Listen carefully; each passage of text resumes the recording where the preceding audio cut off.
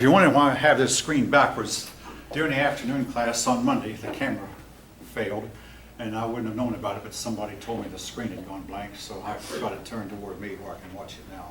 The camera is kind of old. All right, even I'll leave that. All right. Chapter 9, New Nation. George Washington is pictured as being reluctant to take on the presidency. Where Americans wondered, would he appear to be a king? There are historians who believe he was eager, that they picture him as being a man grabbing for power, wanting to get a commission in the British Army, never did. He had some customs that today we consider strange. He would not shake hands. He would only bow. And that President Barack Obama went to Arabia and bowed, and he was criticized severely for it. But again, different time, different situation. But George Washington considered it beneath his dignity to shake hands. He had no precedent to guide him. Now, one of the things that he did that today's presidents don't do, he knew he was head of the army, and as president of the United States, he was head of the army. So when he addressed the troops, he addressed the troops in a military uniform. So John Adams, who had never been part of the army, when John Adams stood in front of the troops, he wore a military uniform. Then came Thomas Jefferson, and he stood in front of the troops in civilian clothes. Somebody whispered, "Sir, don't you know that the president should be in uniform when he addresses the troops?" Jefferson said, "The president of the United States is a civilian. I'm a civilian, so I'm going to dress like a civilian." And from Jefferson's day to this, every president who stands in front of the troops addresses the troops in civilian clothes. The President of the United States is, after all, a civilian. So is the Secretary of Defense and the Undersecretary of Defense. These three men have more power than even a five-star general. They're President, Secretary of Defense, and Undersecretary of Defense.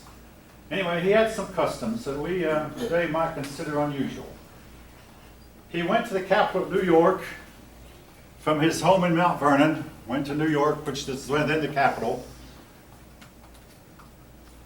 Today we hardly even would think of this happening, but his election was second-page news. I mean, the newspaper put it down, he was elected. Everybody knew he was going to be elected. He was elected unanimously both times. Every elector voted for him to be president, so he was elected unanimously. He was not elected by a party. Again, and on his way there, the people would make olive leaves and drop them on his head as he passed by, the olive leaf crown, that is. One place he was wearing a three-cornered hat, and a person sitting in a tree wondered, how am I going to drop this olive leaf on his hat? But Washington removed his hat to wave it to the crowd, and this person dropped the olive leaf on his head. Washington looked up and smiled at him, a young man. But he was treated somewhat like he was royalty. He was referred to as Mr. President, a title that our presidents still use. He tried his best to prevent the formation of political parties, believing that political parties were evil. But political parties happened anyway in spite of his best efforts. And from Washington till today, every president of the United States, and there have been no exceptions at all, every president has been appointed or nominated by a political party. To get to be president, you have to get the nomination of some party. The party will then do its best to win the election for you. So we have political parties. They're a big part of the political scene. They're here to stay. Today we welcome them. At that time they were looked on as being evil.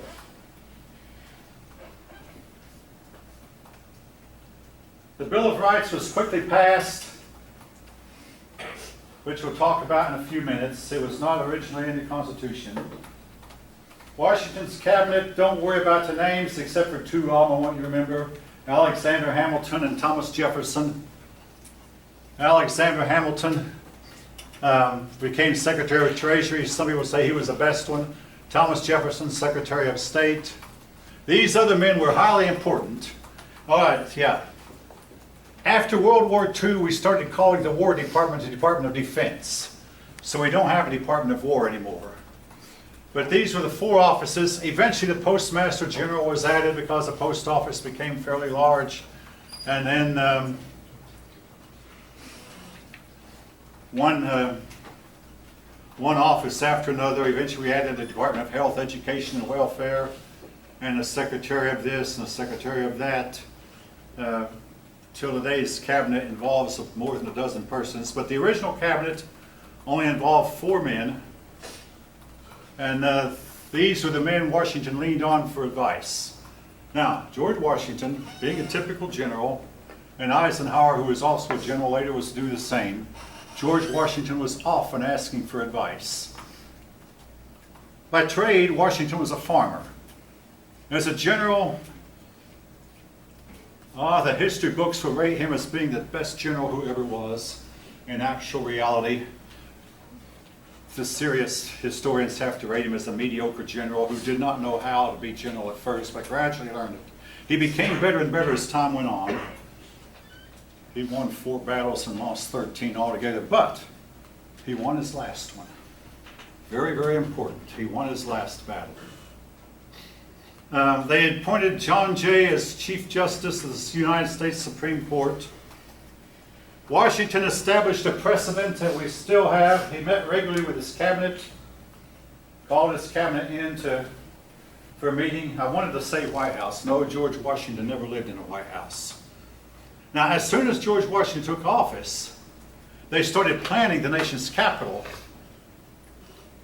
And they began building what was to become the White House, but George Washington himself never lived there. And then John Adams became the vice president, and he found out what Lyndon Johnson was a fine later, and a lot of vice presidents found out that he had very, very little to do. The vice president's one job is to be, well, his two jobs. Number one is to become president if the president dies or resigns. And the next job is he presides over the Senate. And he can vote only if there's a tie in the Senate. And the vice president's vote has sometimes been important. Now, the Bill of Rights. The reason, folks, they were not included was that most states already had them. But a lot of persons wanted them incorporated in the central government. So, the Bill of Rights are the first 10 amendments to the Constitution. All right, I'm going to go over the ones of them that I think are most important. Number 1, Congress shall make no law establishing a religion or forbidding the free expression thereof. The First Amendment guarantees freedom of religion, freedom of the press, freedom to peacefully assemble, and freedom of speech.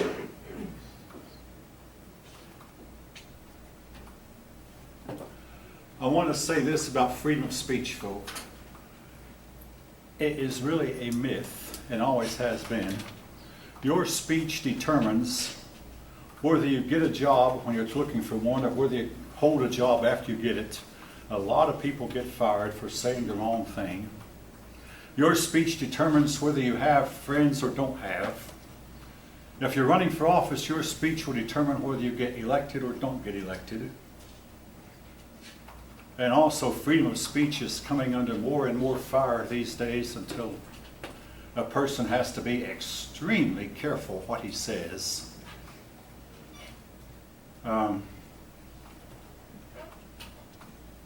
Until it's difficult to say you can be sued for what you say also.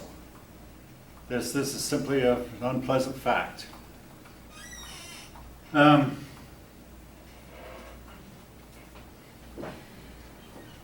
The Fifth Amendment. One of the other amendments says that there's been no quartering of troops in peacetime in private homes without the consent of the owner.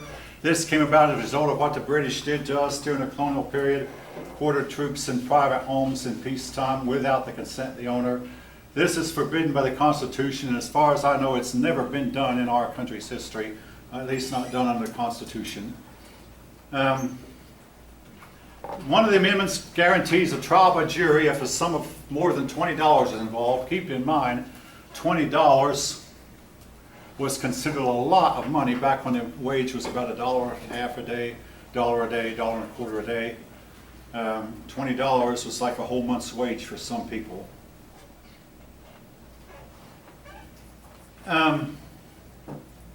There is nothing in the Bill of Rights about the right to vote. That issue is to come later. New Jersey was the first state to give blacks the right to vote and to give women who own property the right to vote. Again, even when women got the right to vote, there was only property owning women who unmarried women who owned property. Unmarried. But eventually New Jersey quickly disenfranchised both blacks and women. And there was to be many, many years later before women and blacks got the right to vote. Now, then the other ones, let's see, Amendments 9 and 10 have to do with the boundary between federal and state authority. And it had an elastic clause in the Constitution that powers that were not expressly delegated to these states were given to the federal government. This could be interpreted to mean a whole lot of things, really, really broad interpretation. But it was used by Thomas Jefferson to justify the United States buying territory west of the Mississippi. Now, Fifth Amendment guarantees the right to remain silent, that you cannot be forced to testify against your will, and supposedly guarantees against torture. I think most of us know that the United States has at times violated that, particularly when it comes to dealing with foreigners.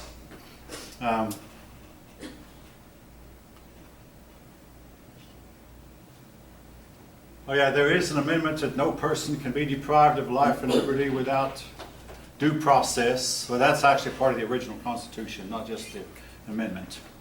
Anyway, this basically sums up most of the provisions of the Bill of Rights that I think are most important.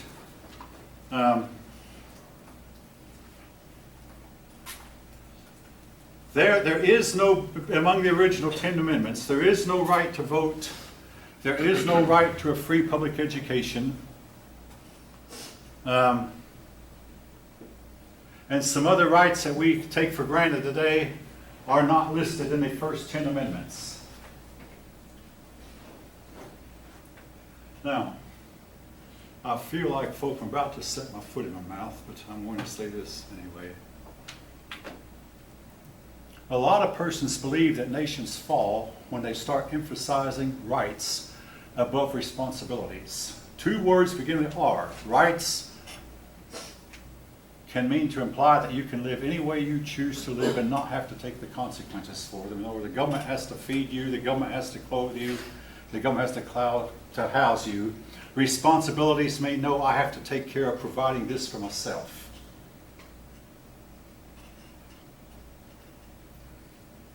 All right, anybody want to comment? I mean, a lot of young people just take for granted. Well, let me tell you, one reason I'm still teaching, 2 semesters ago, back here in the spring, I had the students do a paper where I asked 8 questions and what they thought, but I was disturbed with some of the lines in the paper. One line was, the rich have more money than they need, therefore the rich should willingly share their money, their extra money with the poor. There's hardly, I think a lot of you agree with that. There's nothing that I could have heard said that I can agree with less. Why so? Communism doesn't work. Communism doesn't work. I don't know who said that, but congratulations. Also, folk, it will lead to a society like the American. The richer the rich get, the richer we all get. Now, I want to name a man. I mean, the reason this man's important to me, I've told you, my oldest daughter works for Disney World. Walt Disney made more than $1 million off of Mickey Mouse. Some of you may know that already.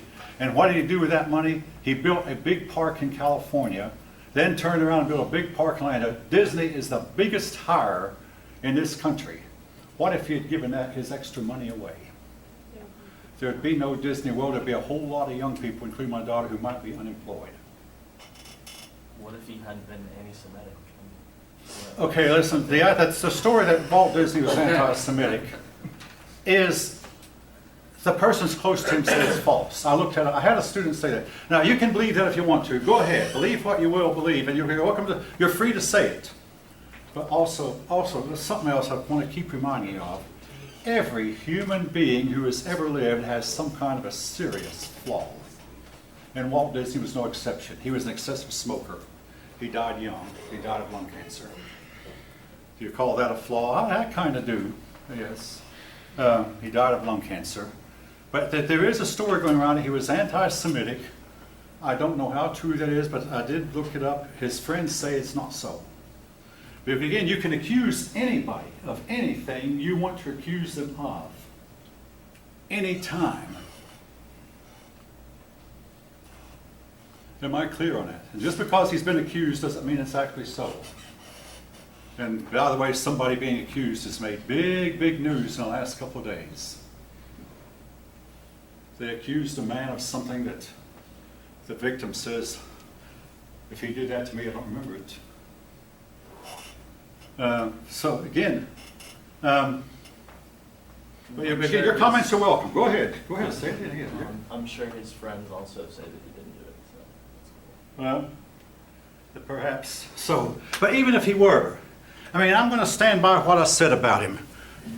Even if he were anti-Semitic, and let me tell you, I mean, my wife is Jewish. I oppose anti-Semitism.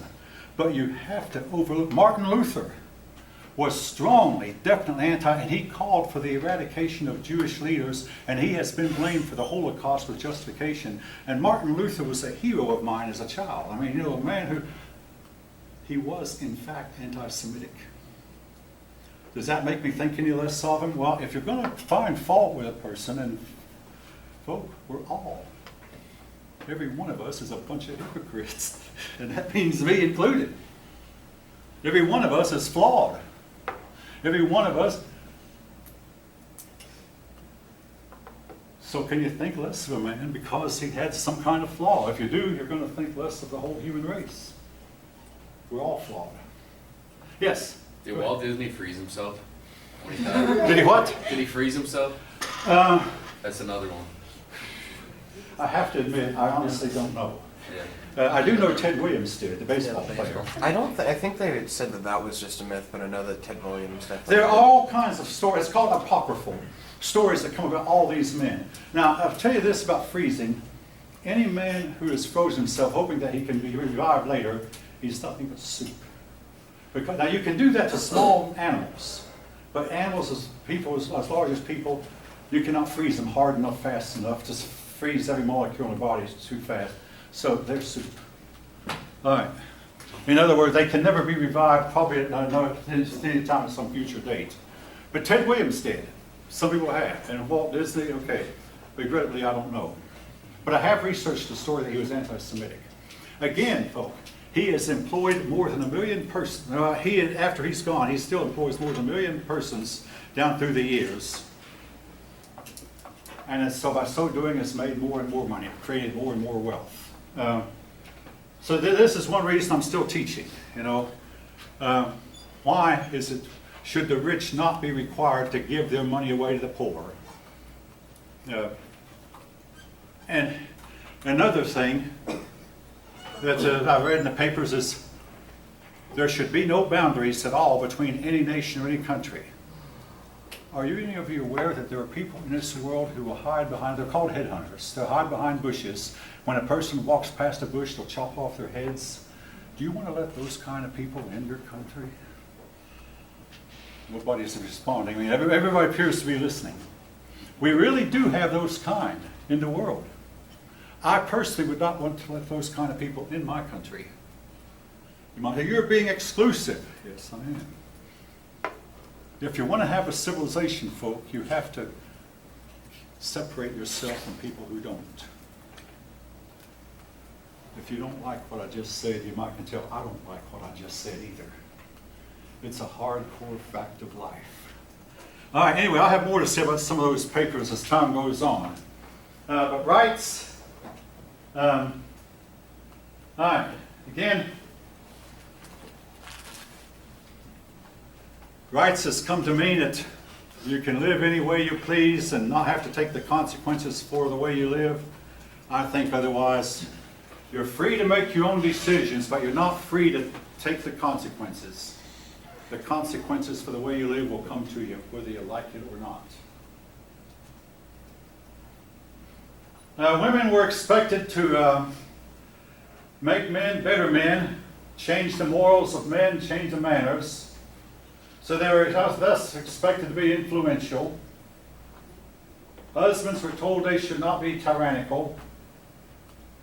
Mothers were expected to help teach sons to be virtuous sons.